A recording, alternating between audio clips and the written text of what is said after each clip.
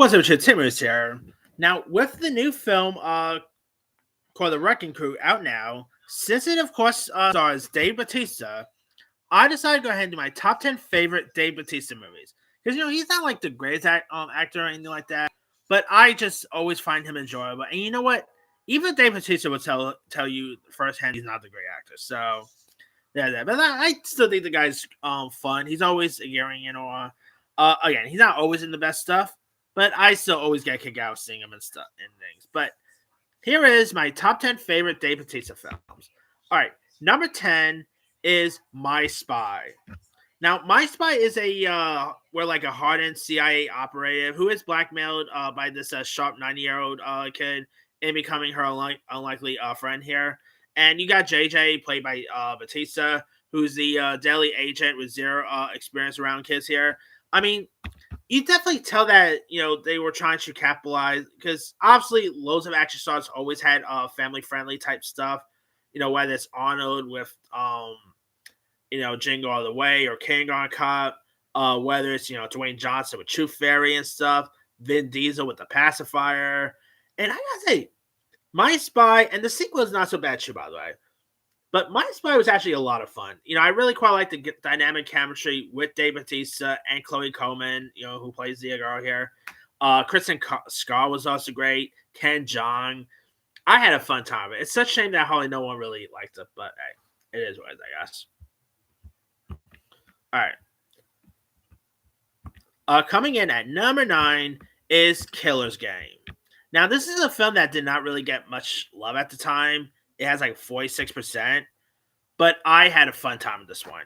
It stars Dave Bautista, who plays this hitman who's diagnosed with a terminal illness, and he decides to take matters into his own hands by putting a contract out on himself. However, when the killers who come after him target his ex-girlfriend, he must fend off the army assassins here. It is starred the likes of Sophia Botella, Han Clemente. I had a fun time with this one. It was really entertaining, fun action. Terry Crews was in this too. Really cool there. I mean, it's such a shame hardly no one went to go see this movie, but it is a lot of fun. If you guys have not seen Killer's Game, do yourself a favor, give it a go. It's well worth a watch there. All right. Coming in at number 8 is Stuber. Stuber is a fun little action comedy starring Dave Bautista and Camille Nanjiani, where a mild-mannered Uber driver is forced to help this gruff detective track down a dangerous criminal over the course of one night here. And, of course, you got Camille Nanjiani, who plays a no-nonsense cop, who really does such a good job throughout. The chemistry, with, Batista and Nanjiani is great. You also do got Iko Uwais, from The Raid. You do got like Mira Sorvino, some really fun cast members in this one. Hardly no one went to go see this when it was released, but it is really fun. If you guys never seen Stuber, give it a go there. All right, number 7 is Army of the Dead. Why did Zack Snyder decide to just go ahead and do Rebel Moon movies instead of more Army of the Dead films? I will never know. But I enjoyed Army of the Dead. It's definitely a lot of fun here. Of course, we're a group of mercenaries attempt a high-stakes heist inside a zombie-infested Vegas before the city is destroyed here. You got Batista, who plays Scott Ward, who's the hardened mercenary and a leader hunted by his past failures. And, yeah, I really enjoyed Army of the Dead a lot. Definitely has some fun action to it. Omari Hardwick is also good in this. Ella Purnell from Fallout is also good. It's such a really fun one. It's, again, I really wish we got more sequels to this, but Zack Snyder, though, was a good idea to crank out Rebel Moon films instead. So we're probably never going to get a sequel to Army of the Dead, but that's unfortunate.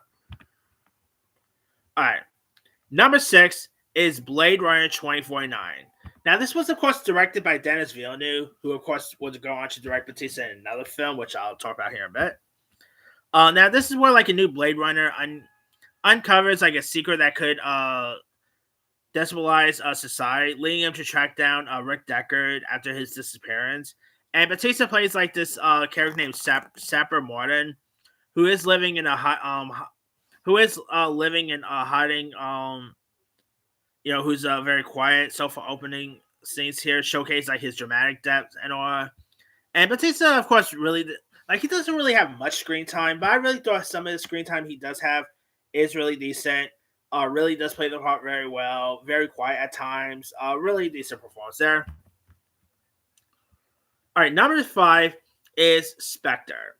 Now, of course, here you got Bautista who play. This is like, of course, Daniel Craig's. I think his fourth outing as Bond. Where, of course, James Bond uncovers a global criminal organization while confronting his own past as shadowy mastermind. And Bautista plays Mr. Hanks, who's this nearly silent, physically opposing assassin. And I really always thought, like, his character, it's not really based on Jaws, but I always thought his character was very reminiscent of Richard Keel's character from as Jaws in the other Bond movies. You know, but still, Bautista does play the part well. Like his, action sequences with Daniel Craig's Bond is great. This has some of the best action sequences I've seen in the Craig Bond movies I met. But yeah, I really quite enjoyed this one a lot. All right, number 4 is Glass Onion. Now again, Bautista's barely in this because spoiler, he does end up actually getting killed off. But I really out of all the Knives Out movies between Wake Up Dead Man, the first Knives Out, I think Glass Onion is my favorite. It's just a really cool one. Really love the cast of characters. From Janelle Monáe to Ed Norton, Kate Hudson, also Daniel Craig, obviously. So a little bit of a Spectre reunion there. And here you got Bautista, who plays this character named Duke Cody, who's a loud, hyper muscling YouTube influencer who is obsessed with brand deals and alpha energy. And again, he actually gets pretty much gets killed off here. And it's such a really cool one, to say the least. Ed Norton's great. But the girl from Outer Banks, Madeline Klein, plays like his love interest. That's something you never would have expected there.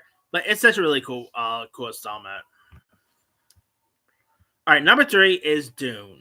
Of course, obviously, here you got Dave Bautista reuniting with his Blade Runner 2049 director, Denis Villeneuve. Of course, here he plays Gosu Rabin, who's a brutal, sadistic Harkonnen enforcer, ruling Arceus through like fear. And he brings like physical menace and cruelty to the character. And he's actually one of the most hated villains here. His characters are albino as well. I really quite like the way they made him look here. A really cool performance, at least there. All right, and number 2, and I'm just gonna say number 1. Number 2 is Avengers: Infinity War and Endgame. Of course, here you got him as Drax the Destroyer, who is obviously he does get dusted off and stuff. And obviously, he's still obsessed with killing Thanos, and he really plays a supporting, emotionally grounded role perfectly in this installment. And seeing like Bautista get wiped out was really intense, to be honest. Yeah, really, that whole dusting off stuff. Boy, I still remember being in the theaters when that dusting thing happened.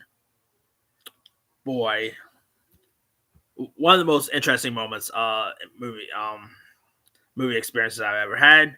But yeah, really decent role as Drax there. And of course, my number 1 is obviously Guardians of the Galaxy. Dave Bautista came in as Drax the Destroyer. Really wonderful performance there. I really quite like how he made Drax look. James Gunn, who did such a good job directing him in this. It's just such a really fun role there. His chemistry with the other cast of characters like Chris Pratt, Zoe Saldana is great. He has some really fun moments, especially part 2 with him and Mantis together. I really quite like their dynamic chemistry together. Like, if I would so much watch a whole Guardians of the Galaxy spinoff or special presentation if it was with Drax and Mantis. But I think Dave Bautista's done with Marvel, so don't think that's ever gonna happen.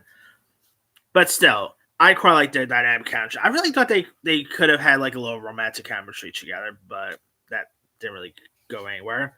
But still, it is a really cool role here. He just Still so many scenes as Drax, and probably one of my favorite roles of his. But that's pretty much it there. Here's my quick rundown. Number 10, My Spy. 9, Killer's Game. 8, Stuber. 7, Army of the Dead. 6, Blade Runner 2049. 5, Spectre. 4, Glass Onion. 3, Dune. 2, Avengers Infinity War / Endgame. And number 1 is Guardians of the Galaxy franchise. Now, there are a few other ones I could have included as well. Bushwick that he did with Brittany Snow. That was a good one. The Last Showgirl. I haven't seen Trap House yet. I kind of do want to see that. Never got around to watching that one. Knock at the Cabin was pretty decent. His little cameo in Thor: Love and Thunder. Cool.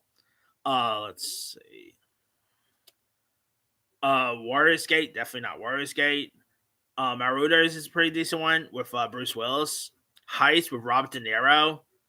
He had a little fun cameo as himself in The Naked Gun just recently. That was a really fun, cool to see. LA Slashers.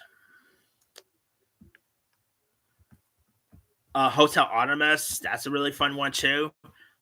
Let me let you guys. What are some of your favorite Dave Bautista films? Drop a comment below. Don't forget to subscribe. Hit that bell for notification. This is Save Sire.